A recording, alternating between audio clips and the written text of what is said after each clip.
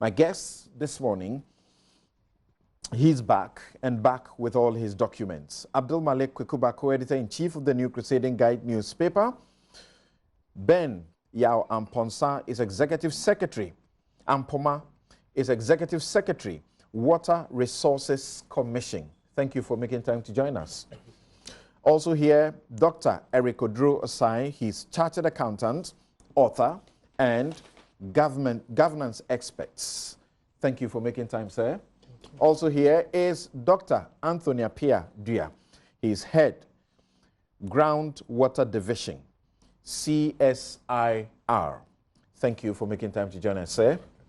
And a warm welcome to you, Abdul Malik Kwekuba. Thank you, my brother. Right. So, this is how we start. We are dedicating our time to two issues, to deal with the Galamsey problem and to ask what the impact on our water resources will be. Although we have been told many times, it doesn't appear that we are listening. And then we will deal with the Get Fund issue. You may have also followed, the Get Fund administrator has been speaking and impugning the audits. He will speak to us, but we also have someone who will tell us a story that you just can't miss. But before we do that, just very brief, just a minute each. Yesterday, 63rd Independence anniversary celebrations. There are many who are very excited, particularly about the fact that now we are rotating this activity to allow a lot more Ghanaians out there, outside of Accra, to catch it, you know, to feel it. What are your comments briefly about that? Yes, start with Dr. Dosai. Thank you very much, Samson. Let me say good morning to your listeners and viewers. I think as a Ghanaian and a believer in decentralization, I'm very, very happy about what I'm seeing. But my challenge is sustainability. Because at the moment, it seems to me it is a government policy. But is it going to be sustained into the future? The other question I'm asking myself is, after Kumasi, where next?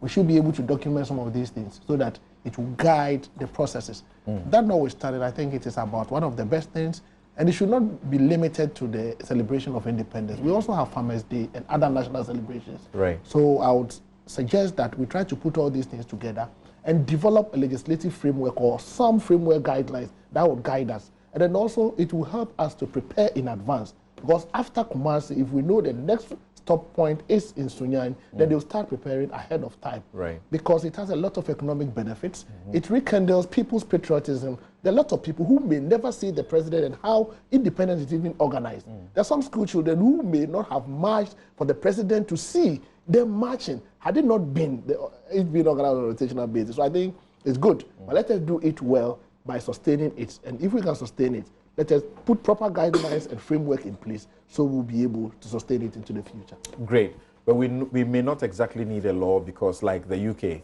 they don't have a constitution, but everything works. They don't have a written constitution, but everything works. But you know, in a part of the world, it doesn't work like that.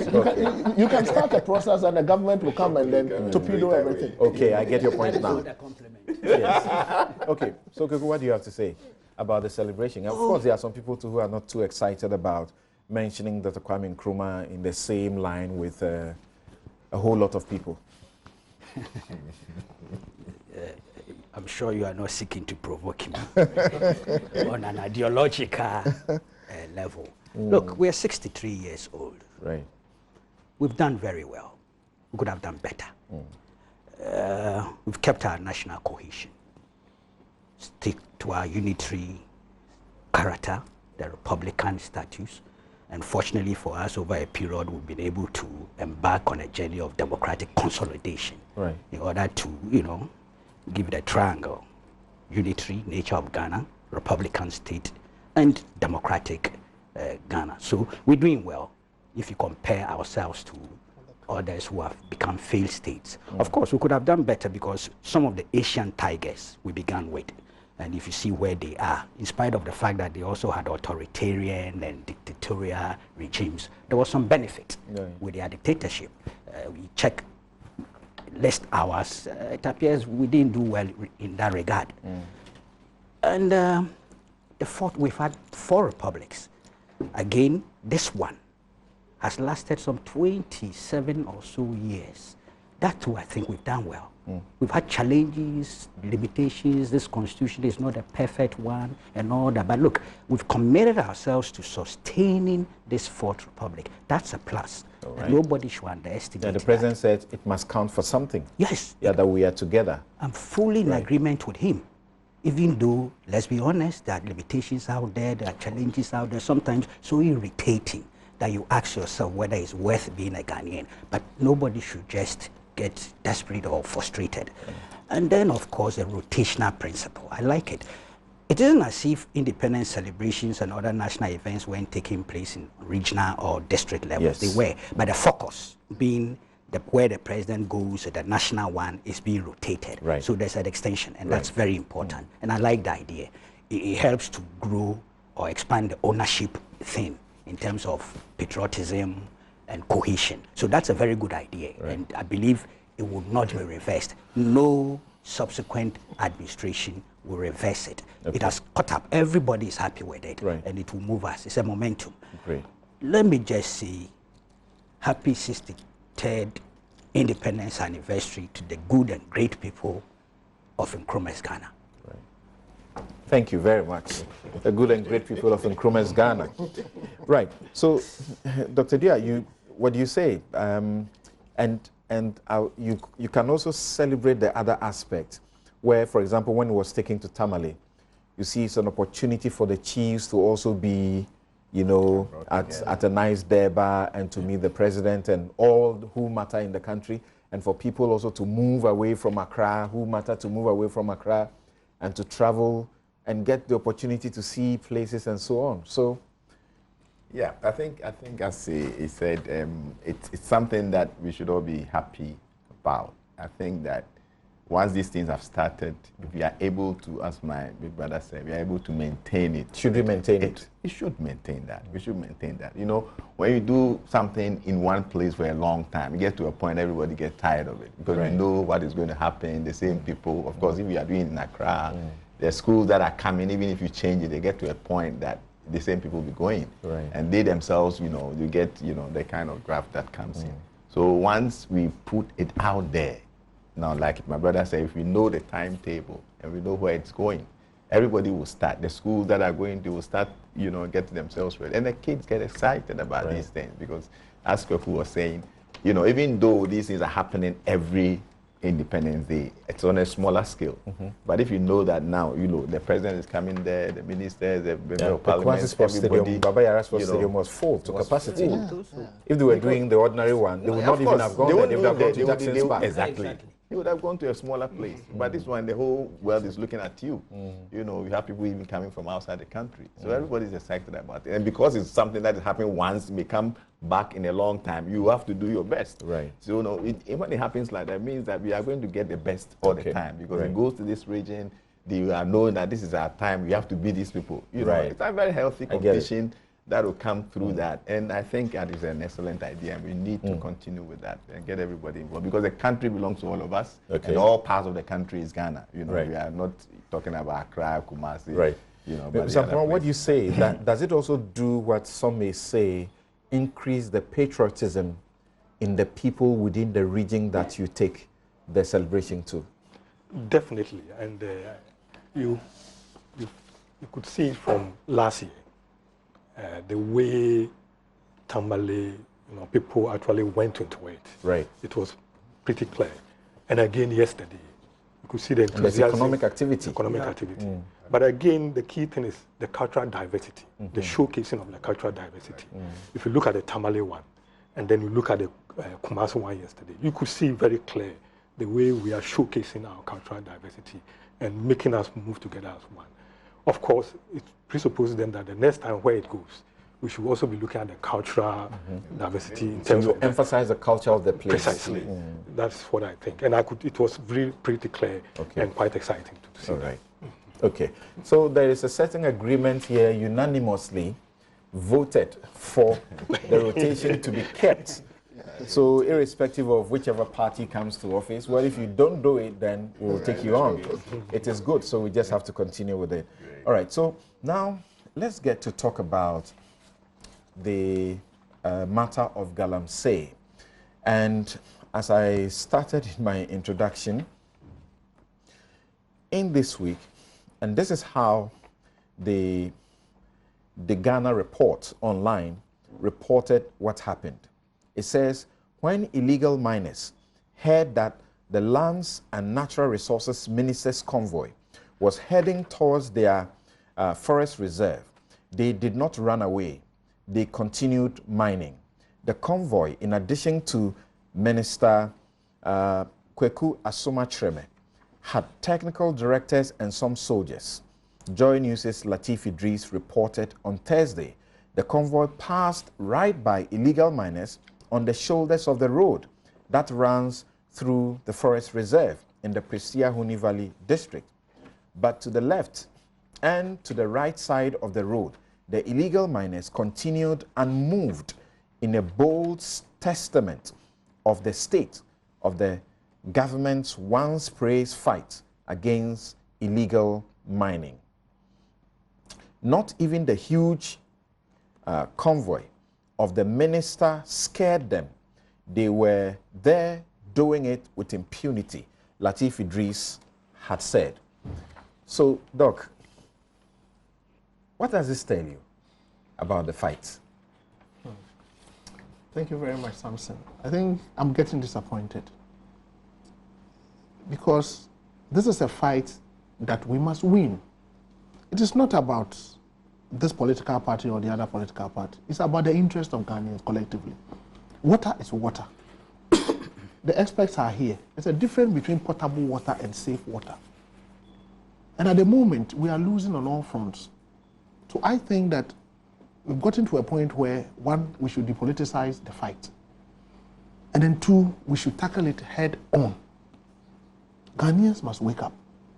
Citizens must be properly educated for them to understand the implications so that they can start by standing up against them at the base.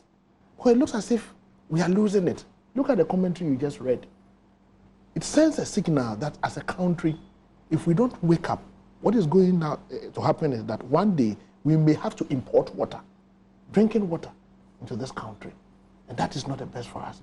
So I think, one, we should depoliticize it. And two, I think the activities of the Interministerial Committee on Illegal Mining should be properly decentralized. Because the action spot is in the towns and the communities. But the committee meets in Accra, take decisions for implementation there, out there, expecting DCEs to take charge. But the DCEs are not members of the Interministerial Committee on Illegal Mining. So I think they should decentralize it, and then we should take this fight seriously.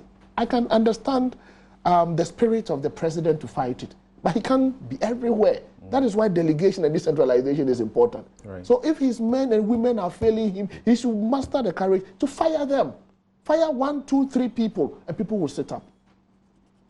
We are told, including by the Interministerial Committee, that the reality now is what you may find here. Now, the Ghana Reports.com continues by saying, the Joy News reporter said, although the journalist saw the illegality, that the minister saw it, he says he could not say if the minister saw them, even though it was obvious to them. The minister, who was in another vehicle, kept driving on as the one transporting the journalist stopped to allow the reporters to speak with the Galamseyers. We're told that because of the elections, impending elections, this is being used as blackmail. You can't touch us. You dare not. If you do, we'll punish you at the polls. That will be the reason the minister will see them and not blink.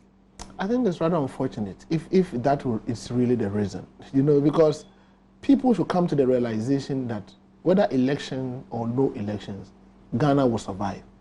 And so we've gotten to a point where they should put their political career on the line. Indeed, the president has told us that he's put his presidency on the line. If the president who is the chief executive of this country is saying he's put his presidency on the line, who are you, a minister, representing the president, saying that because of political ground? I think people are just hiding behind this politics thing to do all kinds of things. The president said he's put his presidency on the line. So people should be encouraged by that and go all out to fight the Galamsey menace. Kwaku, is this really possible? An MP was here with us a week ago, Afenyo Marking, and he said even the MPs for these particular areas, you know, have a certain uncertainty and are not too sure how they should approach it because they must win. And to drive these people away, some of them, this is all they know to have done. Is this going to work? Well. See, you know, I have a certain policy. It is a policy that has timelines. I'm not speaking too much about the Galamsey matter for good reasons. Because as we speak, you know I'm in court. I've been accused of being a Galamseyer myself. No, but one of those you took to court has, you know, begged you, apologized. We have read the apologies in the news. So yeah, that's... but the bigger fish is still out there. And that is where can there be a bigger fish than Ekowusi? There's a bigger fish. You know I'm in court with Mr. Kennedy Japan. Right. And it's almost at the tail end. Okay. And quite a lot of the things that we've been saying earlier, we said all here, I've compiled some which are part of my evidence before the court. Indeed, my lawyer has strictly told me not to engage in any serious discussions that could have any implications. But I'll try as much as possible to avoid, you know, stepping into the minefield of contempt. But I tell you, if you remember, there was a time here on this very table that I made an appeal to the president that if it was possible, he should take out the party elements from this anti-Galamsey fight. I don't know if you remember. Yes, you did. Because look, it's an entrenched subculture with a political dimension. And it didn't begin today. And we have enough evidence to show the complicity of political parties, political executives from the constituency, district, regional to national level. It's conk. When you say we have enough evidence, who are you referring to? Well, that's an interesting question. The New Crusading Guide and Tiger Eye put together.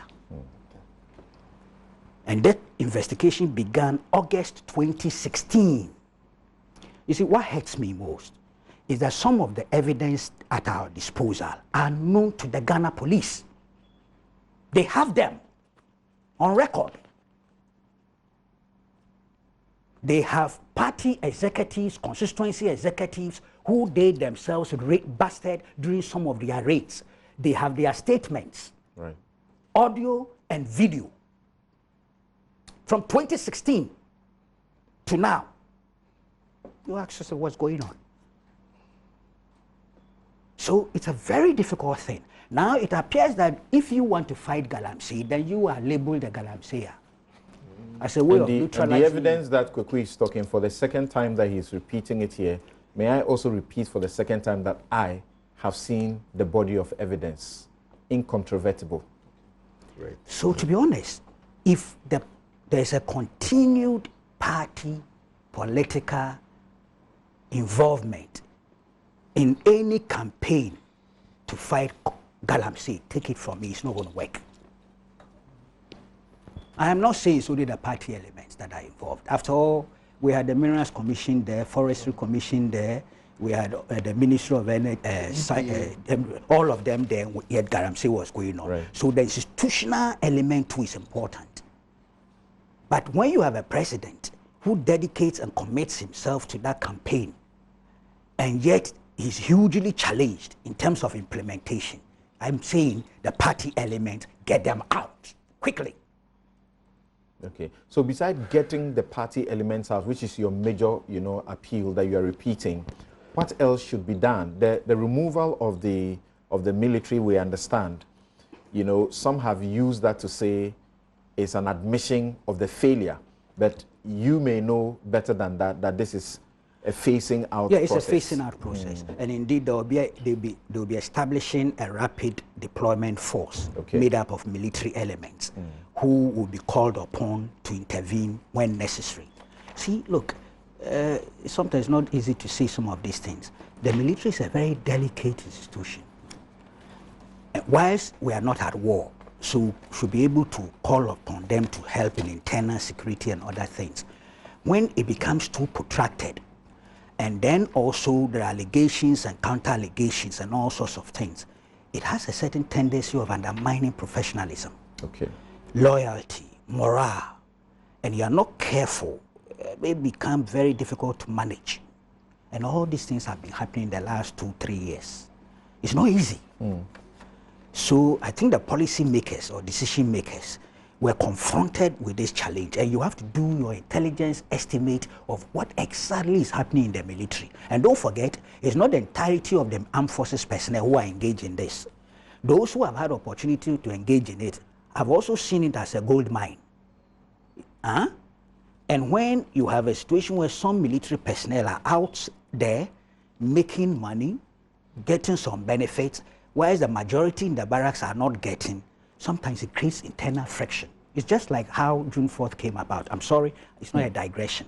But you see, when you have soldiers who should be in uniform and do military duties, also doing civil duties, and benefiting from that, their colleagues who are entrenched in the barracks begin to see differences and then react differently, sometimes very negatively. So yes, the military will be removed, will be progressively removed from the front lines. They will stay within a rapid deployment force that will be called upon. Step by step, they intend doing something about it. But my brother, I'm being honest with you.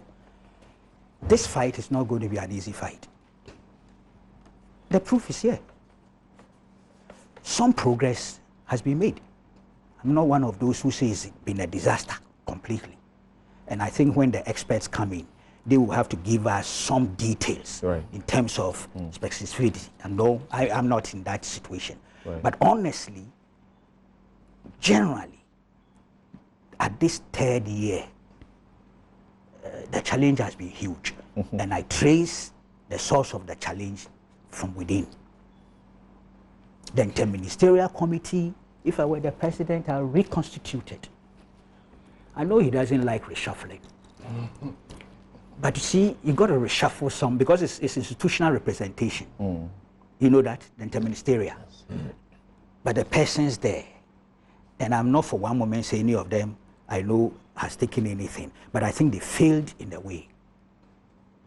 And if I were the president, I'll reshuffle them, bring any new elements in there, keep the institutional representation intact. Okay. I've restrained myself. There are a few things I want to say, but I've decided not to. I see. Right. Okay. So good to take your lawyer's advice. Yeah, last point, please. Last point. You see this document that was launched by the this livelihood project appraisal. Last thing. I think the ban, they lifted the ban on small scale, legal small scale mining. Right. The period when it was lifted is part of the problem. I'm not saying it should never have been lifted, but they should have known that in look, all the time there was a very small line of distinction between the illegal and the legal. Even some of the legals, their practices were part of the problem. Even the major ones, they have practices, but they are easier to monitor and evaluate. So the very moment the ban was lifted and the introduction of the community mining thing came in, look, some of the party elements, and particularly because the party in government will the party that will have advantage in trying to mobilize their rank and file to have the benefits of this community mining. I don't think the process has been properly managed and policed. Because it's party, sometimes the vigilance is low. That is part of the problem we are having now. So it's now very difficult to draw the lines between the community mining projects, the legal small-scale mining, and then the illegal. I see. Okay, so The Dr. experts will educate us. Dr. J, I've been reading your paper, and you look at, from an expert point of view, you look at the disturbance of the water bodies, and part of what you said was that there are still several illegal mining activities going on in pockets of Eastern, Ashanti, Central, Western, Northern, and the Upper East region. Even though there has been significant improvement in the quality of raw water in most of the water bodies that hitherto were of huge concern, there are still significant deterioration going on in parts of the Western, Ashanti, and Eastern regions in the Ankobra and Pra, Ofeng and Brim basins. Most of the water bodies in the mining areas are still in poor state, indicating some level of pollution is still ongoing. And you did this paper 2 years ago? Yeah. Right. Where are we? Thank you, Samson. I think maybe let me just make some little clarification. You talked about CSR. The CSR has 13 institutions. Okay.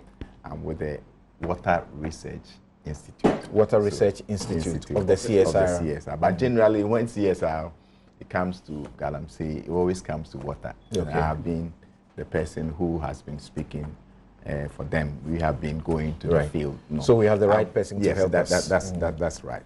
I also want to thank you for this opportunity and say hello to everybody here. I want to give a little bit of background, because as an institution, we have been working, together with Water Commission as part of our mandate to monitor river bodies, monitor groundwater, monitor things as our routine work. So we've been doing these things for a long time now.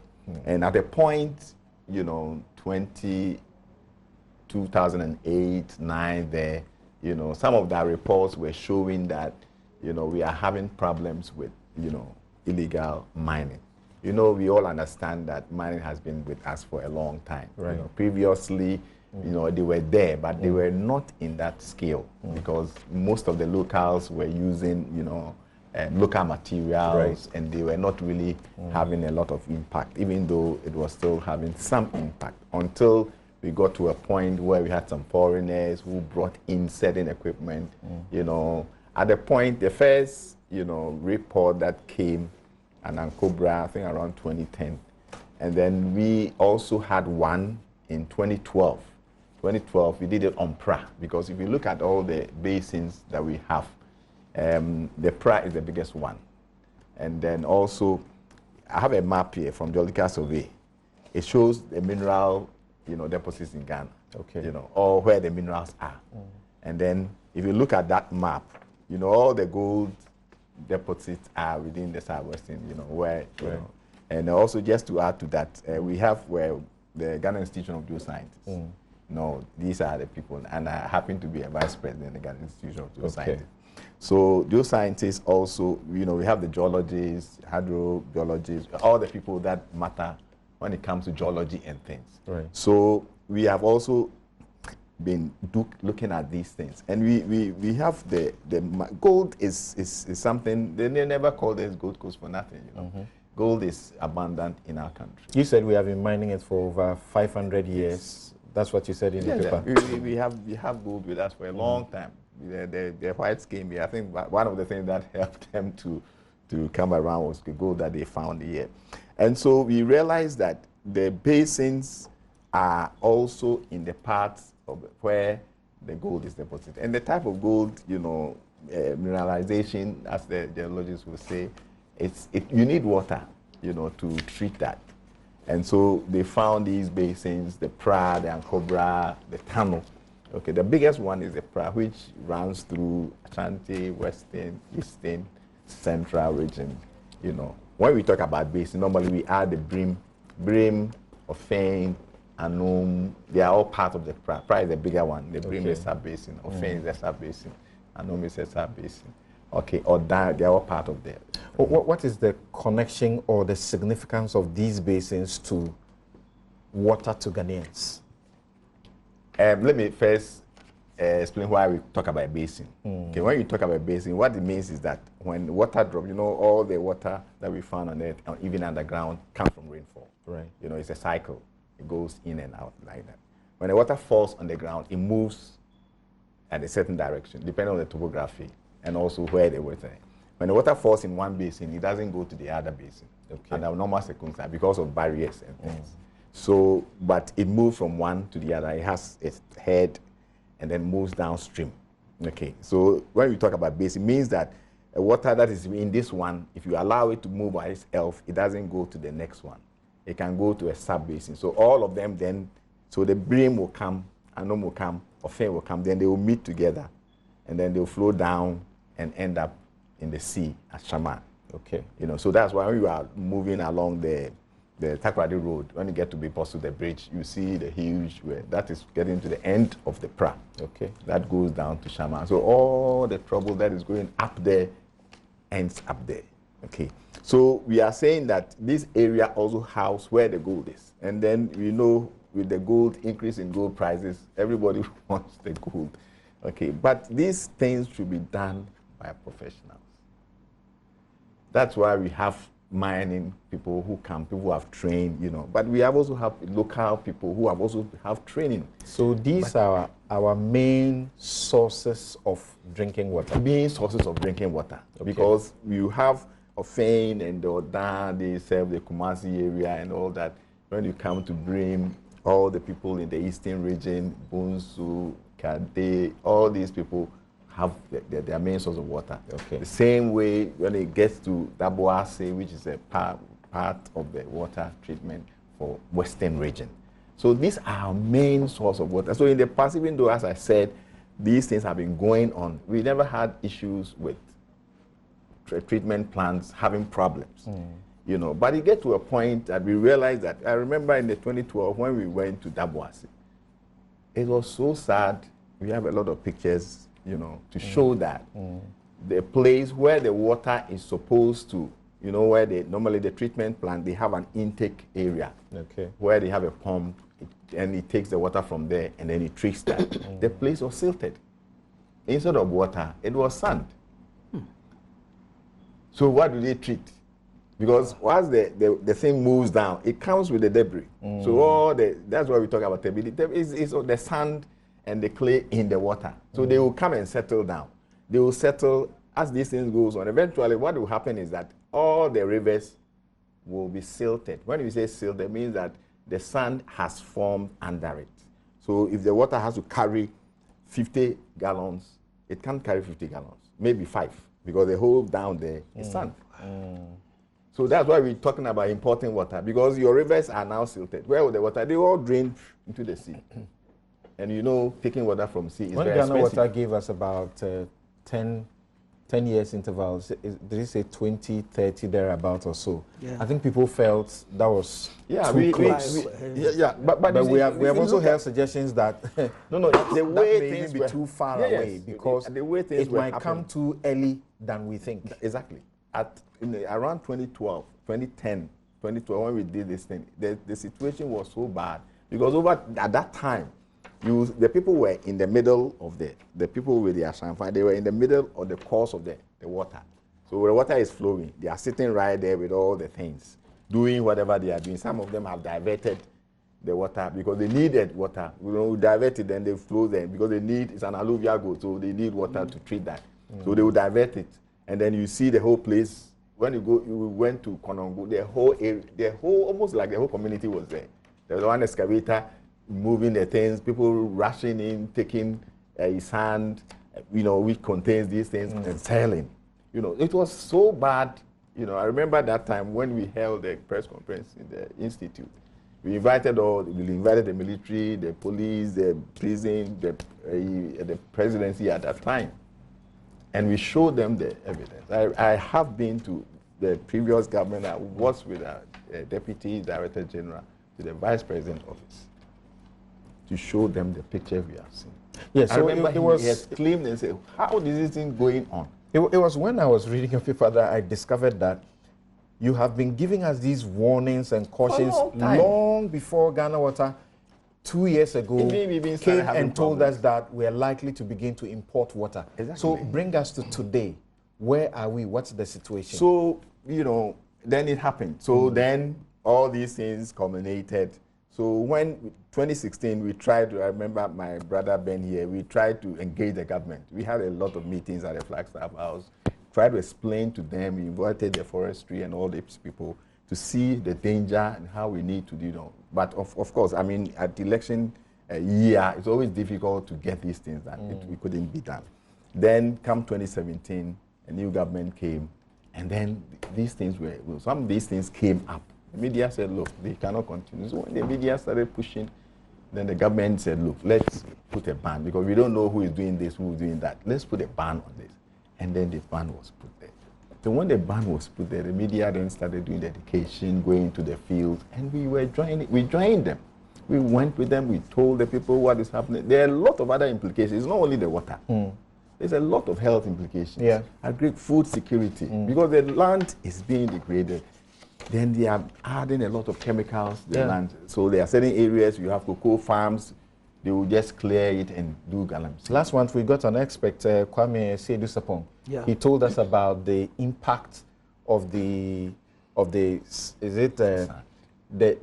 chemicals that they use to wash. Yeah, exactly. So And, these and days how they mix with the there's soil. even a latent impact that we may never see now. Because these are you know, heavy metals. Right. Heavy metals. They're bioaccumulation. They will get Yeah. it, but they won't kill you today. People's brains will Exactly. be affected. Exactly. You know, abnormal, The mercury bets. behavior, people, cognizant, people who don't, kids, especially with the children who are affected greatly, because then they cannot think well, you think that somebody is dumb, but because all these things are happening. So it has a lot of health implications. So apart from the water, it has a lot of health implications. So that's why we've been trying to educate the people and say, look, these things, this mercury, arsenic, and copper, these things, they're not supposed to be in your body. But when they get there, they cannot come out. They will stay there and accumulate till you cannot, and then they affect your life. So all these things, even though that people are doing it, there are other people who are also suffering for it. People have done tests in fruits, fish, with all these things inside, because they grow from the soil which has been contaminated. So apart from the water, the soil there is even bad. Okay, so if you grow the same plants, but the fish, we don't even have the fish, because we are told that the aquatic life is killed as a result. Exactly. And then there are different types of fish. The Some of them will die community immediately. members, some of them are strong. They will survive, but they will the pick those community things. which would have earlier relied on the fish as their main, productive thing, economy. Exactly. They have lost all of that. 2012, when we went prior, for example, there was nobody fishing. They said, we cannot fish here. 2018, when we went, they said, So where are now we now? So after 2018, how dire is the situation? So when the ban came, it helped a lot. I mean, the graphs will show you. It will show clearly. 2017, up heritability, then everything came down, because the initial ban 6 months, so everybody was waiting. September, they were waiting. So they were not, even though one or two very strong guys were going, most of them had stopped. Because when you go around, they come and complain, we don't have work to do, blah, blah, blah, blah. We were trying to help them. The chiefs got to understand that, look, we cannot kill ourselves. So they stopped. So they're waiting for the thing to come back. So 2016, when they get to September, and then they said, we haven't done it. Let's increase the... You mean 2018? No, I'm talking about the ban time. Okay, yes. So the ban had been lifted by 2018. Yeah, so before it was lifted, so 2017 it was September extended to January, February. Right. So people waited. You could see from the results that then things were started. People then who couldn't wait more wanted to go back. So there were a few rivers which were around the Brim area. The people, it was still going up a little bit. Then it calmed down almost a year. So 2018 then people were now whatever will happen, because we have waited all this time. So Dr. Bia, just hold on briefly for me. Let me come to Mr. Ampoma, and because there's an aspect that he brings in, which is directly what you do at the Water Resources Commission. Initially, when the ban was in place, we got your report, which showed that we were on the path of salvation. Then suddenly, we are getting, the indications that that is getting even worse. So help us understand, what are we doing to ourselves? Right. Thank you very much, Samson, for the opportunity. I'll start off by trying to give a picture of where we were in terms of data and information. Okay. And then also what we were doing, the results, and now where we are. Basically all based on data. Right. My colleague has really taken us through where we were in terms of the activities, so I won't go there. All right. We all know what activities are being done. Now, we monitor water quality and put out the results based on two, what we call indicators. We have what we call the water quality index. We take 10 parameters, including turbidity, nitrates, total suspended, whatever. They are solids. There are 10 in them. And for the purposes of information and education, we put all these things into a weighted over a figure of 100, and then we classify. So if it is 80 to 100, it means the quality of the water is very good. If it is between 50 to 80, it means it is fairly good. If it is below 50 and it's up to down to 25, then it's polluted. If it's below the 25, it means it's seriously or grossly polluted. So that is the way we put it in. Now, by 2016, we had 60% of our water bodies below 50 in terms of the water quality index. Okay, so it gives you a picture of where below 50, but not below at 60. 20, 60. Below 50, yes. But not at 20, where you say it's I'm coming. polluted and... I'm coming. It can be. What is being today could be anything. 16 of those water bodies overall were critical. They were below the 25. Yes. 16 of them. Yes. Okay, because we have about 41 monitoring stations countrywide. And if 16 of them are below the 25, then you could imagine where we were. These 16, were they the major ones? The major ones. Okay, because they are basically the major ones. And of course, most of these 16, my guesstimate was that about 12 of them were within this area that we are talking about. Okay. We're talking about the southwestern system.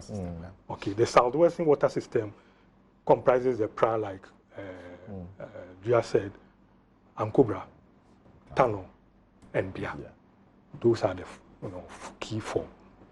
The Volta is another matter. Okay, so that is where we were. Now, another key indicator that we normally use, which is part of the 10, is the turbidity. Okay, turbidity basically, like you described, for the layman, is how dirty the water is. But scientifically, it says we're looking at it how cloudy the water is. But for the layman, it's how dirty the water is. And the higher the value, the dirtier the water is. Okay. And for Ghana Water Company, the turbidity standard value should be less than 5. Okay. But generally, if it is up to 100, depending on the use of the water for which you want to put the water into use, 100, 150 is okay, and it could be treated in terms of the cost and then the chemicals that you want to put in. Now, if you look at the values, now I'm looking at turbidity. Okay, I'll just take a couple of them.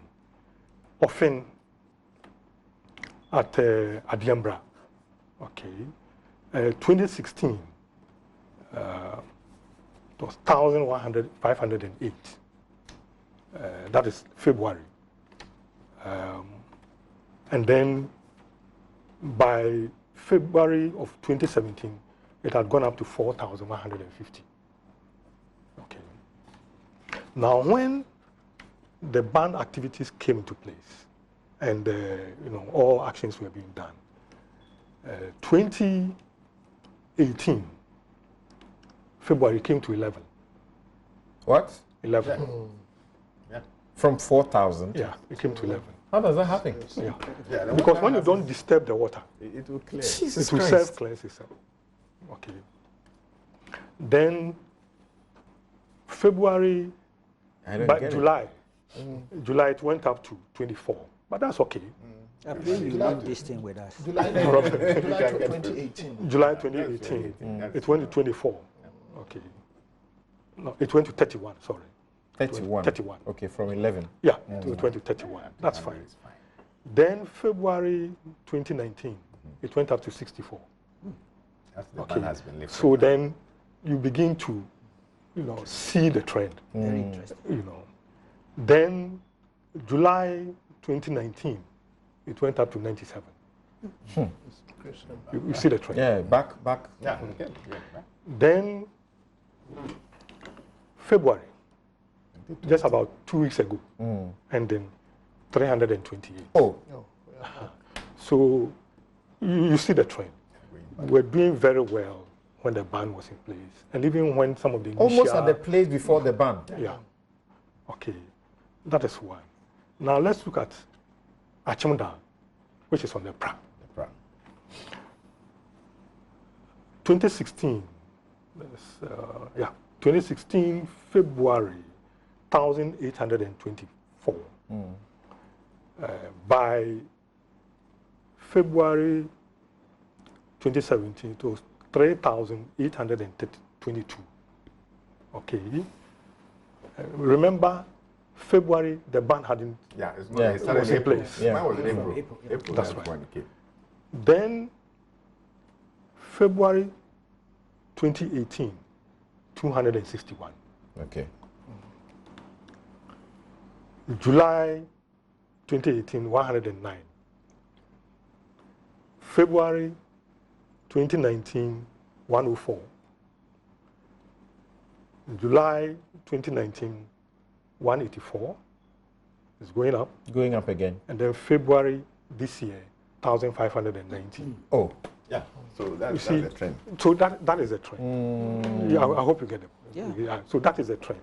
So we really did very well okay. during that period. And like we are saying, for water, if you don't disturb it, it flows naturally. Seasonally, when it rains, turbidity will naturally go up because it gathers, But that is fine, we know. And that is a range. But that's okay.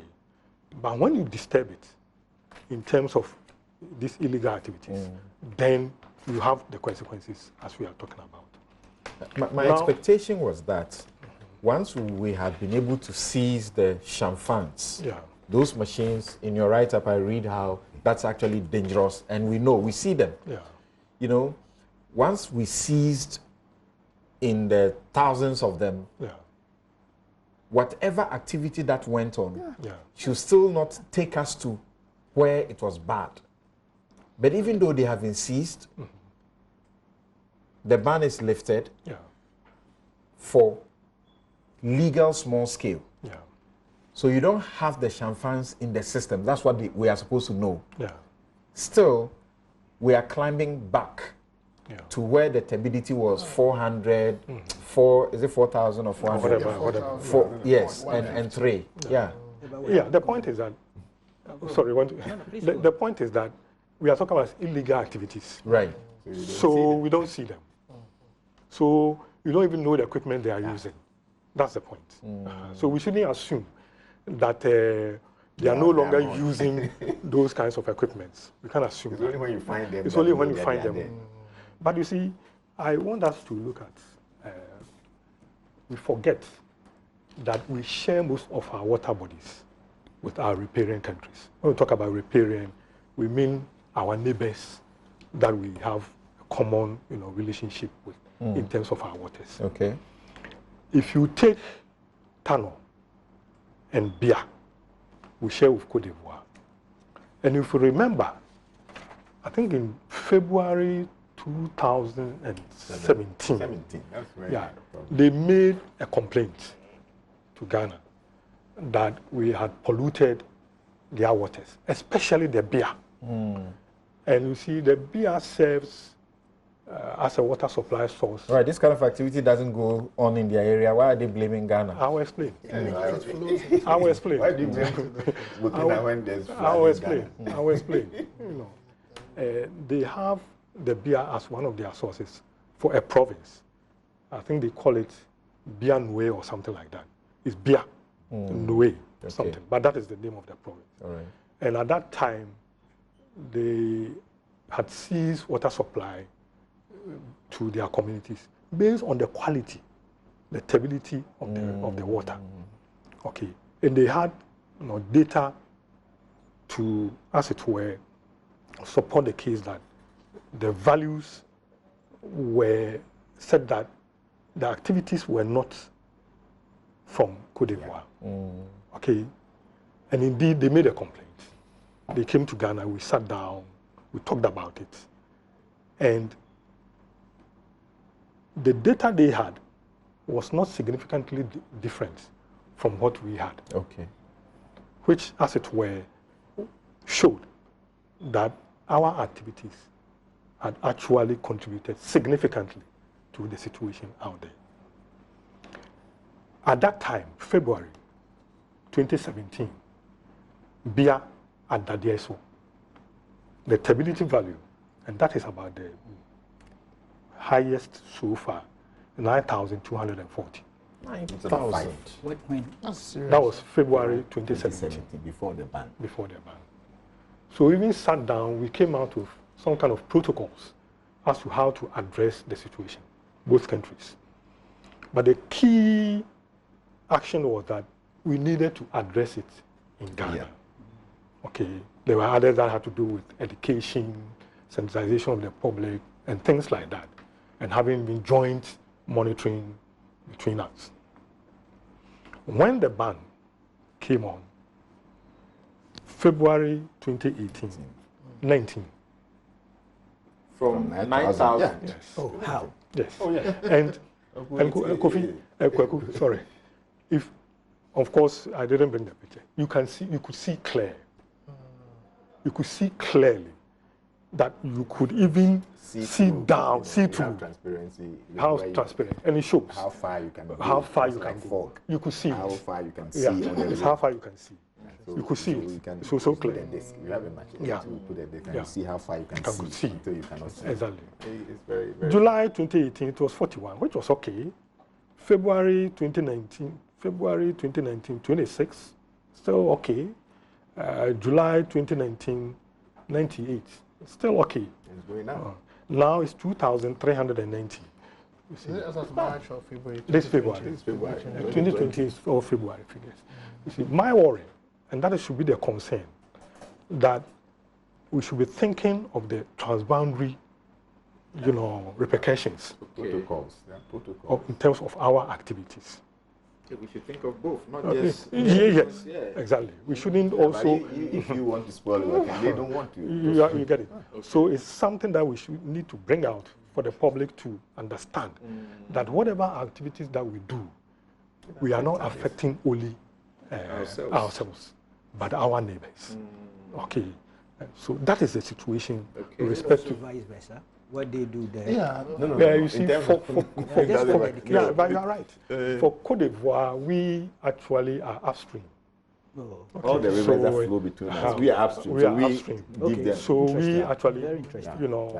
But don't we It have is- this water courses and then the protocols that We we are do. signatories to? No, and it's, there's some restrictions yes, on that. we is why we they do. complain. What we have is for the water. Okay. The conventions and management structures that we have is for the water. And that one, there's no major problem with we it. don't have much. For the beer and the tunnel, we are now in the process of having a convention to define the way we should cooperate. wow. And some that part education. is in more of a final form. Did you which say needs there's no much problem with the Volta? I'm talking about there's something practical I have Okay. seen, and I'm Okay. beginning to now connect it. yeah. I'm from Bogatanga. Yes. My village, Gambigo, Yeah. is a little closer Yeah. to where the water runs. White And- water. And yes, the black water. And The white the white water. And I went there recently, and I realized that sand is covered where you used to see a lot of water running. And sometimes previously you had to climb on the back of a donkey or something before you are crossing through. over. Now you can walk it's on the completely dry in the sand. Yeah. Yes. My focus initially was on illegal mining. Illegal mining, right. Okay. That does not mean that the water hasn't got its own issues, but that is the focus. But even with the white water, last year we did a lot of dredging. Okay. And we didn't hear about any flooding. Exactly. Okay. If it's sustained, this flooding would also be. The water needs a place to move. So create the space for it. Yeah. So basically, that is the situation that we have respect to water in terms of the quality. Okay. Now, there's also the issue of the quantity. We normally forget about the fact that we have quantity issues. And like my colleague Dia said, siltation.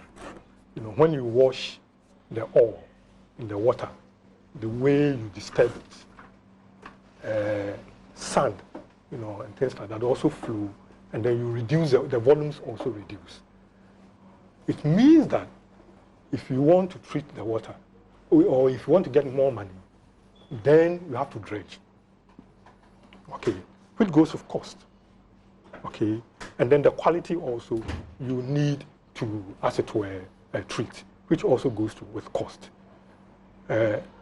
Drinking water supply by Ghana Water Company, over the period, the cost per cubic meter of treatment has been going up from 2007 up to 2017.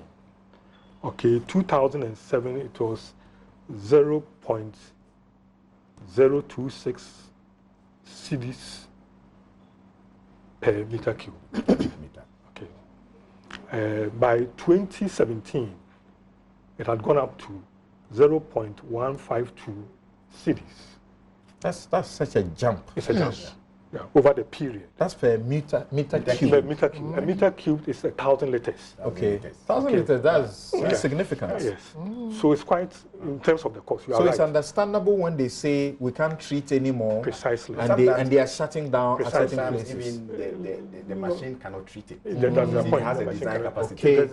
It's not just about the cost. Yeah, exactly. It goes beyond It the machine depends on the cannot- you spoil the capacity. machine. It's for the machine. In terms of also the filters, the capacity that you can do. So you have to stop. But- Otherwise, you spoil the whole machine. But 2018, when the ban was in place, it came down to 0.135 cedis per meter cube. Again, you look at the relationship. Okay. It came down. It came down. So, whichever way it is, there are consequences when these illegal activities are in respect to the water. What the graphs and permutations should take us through show us is that we are capable of bringing of making success. We are, without a doubt. We know what to do. Without a doubt, we are. And so what is it that is holding us Yeah, back? we are. I think my two colleagues here have... you had said earlier, Dr. Dia had said earlier that when these things come up, you get to discuss them with people in higher authority, including to the presidency. At this time, how have we brought in, those at the top on what is going on? All these this particular information is available All right. To them. And, of course, we're looking up to the fact that I think some of the issues have been mentioned. How to go about them, refocus in terms of the strategies that need to be done. Okay, in terms of how to control these activities. I think it's been proper. We need to refocus. Okay. But still make it a security issue. Okay. It's a national security issue. Yes. Right. You still refocus and make it a national a security issue. Because I'm thinking about something that, for example, recently Ghana Water announced where they have shut somewhere in the central region area. And I'm asking myself, how many can afford to buy water? Yeah. And at what price? Exactly. Even at the point where we are not importing. Exactly. Yeah, so it's national security. Yeah, exactly. But something, the issue of importing water, I need to, or we need to explain it for the public to understand that it is not an option. Really? I'm sorry to say so. It's not an option anymore. It shouldn't be an option, and it cannot be. We don't have the luxury of importing water. Okay, and I'll explain. When we talk about importing water, it means you are constructing pipes, canals, to transport the water from one jurisdiction to another. Okay, and in our case, we can only do so by constructing from Togo, Burkina Faso, Cote d'Ivoire. Okay, that means we are importing water. I'll give you an example. South Africa, they import water from Lesotho, from the highlands, and they've constructed pipes to South Africa. Okay, that's the typical importation of water. We don't. We are rather going to export water to Togo through Lomé, which is very good, without a doubt. It's very good because it's going to help both of us if it's done from the Volta. Okay, but Togo does not have that luxury of having abundant water to give to us. Neither does Burkina Faso or Cote d'Ivoire for that matter. Okay, because already we have the Volta that flows naturally into the country. Right. And that is our right. 30% of our waters come from outside. 30% already comes from outside. So we don't have any excuse to, as it were, compromise the quality and quantity of our waters. But I'll quickly add that every country, almost every country, imports some form of water. But that is virtual water. Yeah, virtual water, yeah. Okay, if you produce food, it means you use water to produce the food, and then you export the food. It means you are exporting the water. Okay, and typically food for irrigation purpose takes 70% of a unit of water to produce for its production. Okay, right. So if we import food, it means we are importing virtual water. Okay, and some countries deliberately do that. All right. Okay, like Singapore, because they don't have, land to even do food, so they use it basically for drinking purposes. Right. Okay. So for blue water, which is the raw water that we're talking about, we don't have that luxury. I see. We don't have Dr. Dia, you in your paper you spoke about conventions that we may have signed up to, and I'm asking that because Esampoma brings in the aspect of what we do to other countries. Is there a situation where we may be in trouble if we don't stop the complaints they bring? They don't see any improvement.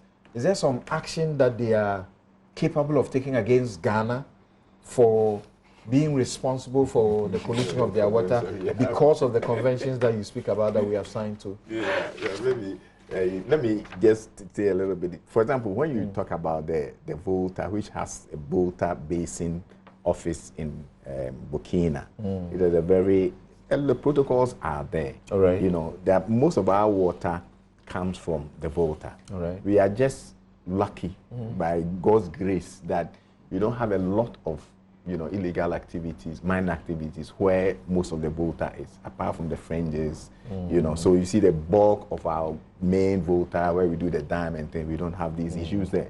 If we had a problem, it would have been a dire consequences. So what is happening is that... But a bit of it started in the Upper East region and so because, the Volta, if you look at the Volta Basin... And Upper West, yeah. And Upper West. So most of them come from the Burkina Faso, and because we have some bit of, in the Upper East region, Talensi, Bani area, where we even have some mines going on, right. Sometimes some of those areas too, they have this issue. But you see, there are huge volumes of water that's coming down. Okay. So by the time it gets to, the main Volta, you don't see these things, these issues. But talking about what my brother was saying, so if you calculate the amount of water that we have that flows on our land and gets into the sea, we don't use about 15% or 10%. 15%. 15% that we use or we need. I mean, so in a country like Ghana, nobody should to have a problem with water. Okay. Nobody at all, no matter what. Because if you go to other places, South Africa, but if they have to spend so much to treat it, we may have the water, but it will be very expensive to buy. That is where we're talking about importing. Because if you look at what the raw that comes in, we're using about 15%. The rest it gets into the sea, and then it gets polluted with salt. If you have to take it again, you have to spend so much to treat that one. So if we were doing things right, all the water that is coming in, and we make sure that we help everybody distribute to where they don't have, we shouldn't have any problem. There are places where the whole year 300 millimeters of water is right, those places, but they don't even cry the way we do, because they still supply water to Jordan. They have protocol. Even those who are fighting, when it comes to water, they don't. Okay, they don't. They have serious agreements among themselves. Water resources and then CSR, you two at water section. What will be your message to the millions of Ghanaians watching us right here and those who are also in abroad? What will you tell them? And also to policymakers and the political leadership. Before I do that, you ask a question. Right. That what can they do if we affect the convention that we have? Something like sanctions or whatever, just to put it mildly. We call lawyers, we have what we call significant harm. Significant harm. Okay. Okay. All right. Recently, we're taking to the law of the sea. Precisely. So if you significantly harm your riparian neighbor or country, then there are consequences that you can sit down and then take you up on that. Okay. So that is that. Now my message is quite simple: that water has no substitute. Water has no substitute. Yeah. Bottom line, we shouldn't compromise with both the quantity and quality of it, no matter the activity, whether it's illegal mining, whether it is what do you call it, improper use in terms of fertilizer use, things like that. Because if we do that, we should forget about importing water. And water is life. Okay. So if you don't have water, then it means we don't have life. You don't have life, yeah. Dr. Dia? Yeah. What I will add to what he says is that, these issues have a lot of implications. There's a lot of health issues we have not even talked about.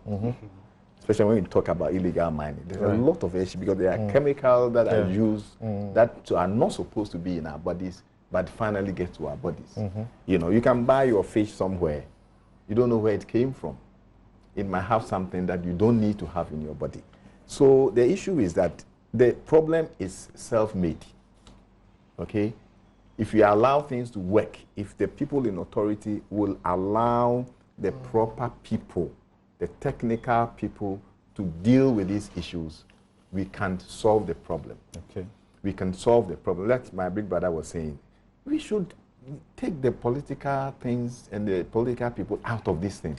Because politician, when you give him opportunity, he will maximize it. Okay, now we come to election year, there are things that people cannot do. But me, I don't have any problem. I'm not standing in election. If you ask me to go and do my job, I'm going to do my job. So when we ask the right people to do it, we can solve this problem. And then also we appeal to the people who are creating this problem for all of us. That is not only about money. It's not only about money. Our lives are dependent on it. People are dying early. People are getting, somebody comes to work the next day, he got down, fainted, and all sorts of things we cannot explain.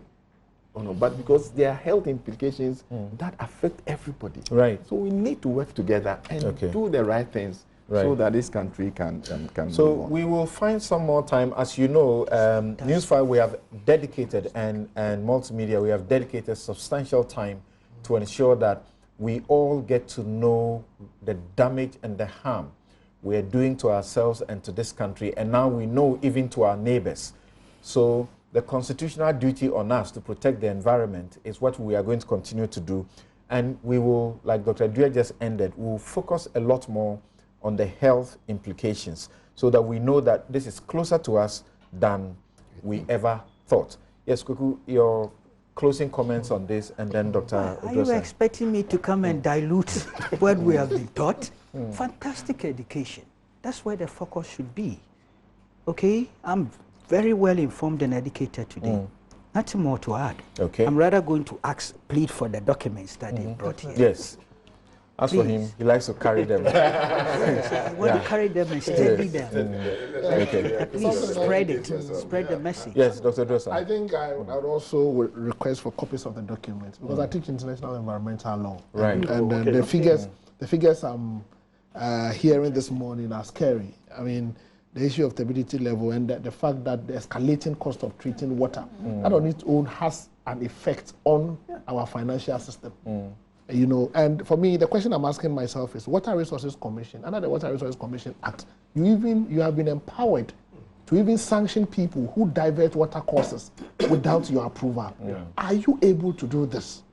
Capacity. You know, that's the capacity. Are you able to do this? You know, because I also know that in environmental law, once environmental damage is proven and there is harm, definitely there is some liability. Right. Are you able to do this? You know, so if you are not able to do that, then you also need to be empowered. You also need to be given the opportunity to perform your functions under the Water Resources Commissions Act.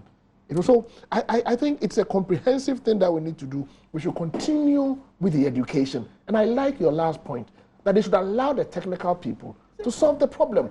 Politicians cannot solve the problem because the political expediency thing will come to play. You know, so my advice is allow the technical people to do it. Resource them, give the CSIR the resources they need, give Water Resources Commission the resources they need, give them the power as technical people to solve this problem. Yes. So Dr. Mr. Apua, do you want to say something briefly, respond to him? He's asking, are you able to do what the law empowers you to do? Well, to some extent, I wouldn't want to, as it were, take him on or argue on what the point that he's making. Okay. But the issue also is that it's difficult to monitor illegal activities.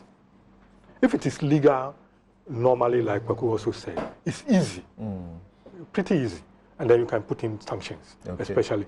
But when it is illegal, something is quite difficult. So this is what it also brings to my mind. As they talk, I also think about the law.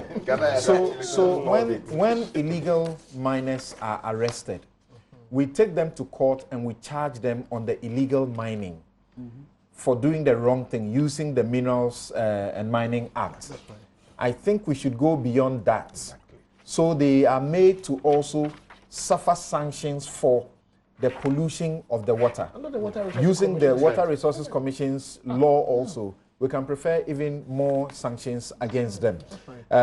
Thank you all so very, very much. We're taking a break, and when we return, I have a lot of messages to share with you, including one from our experts we spoke to on the health implications, Kwame Sapong Esiedu. We'll be right back. Thank you very much once again, sir. Right.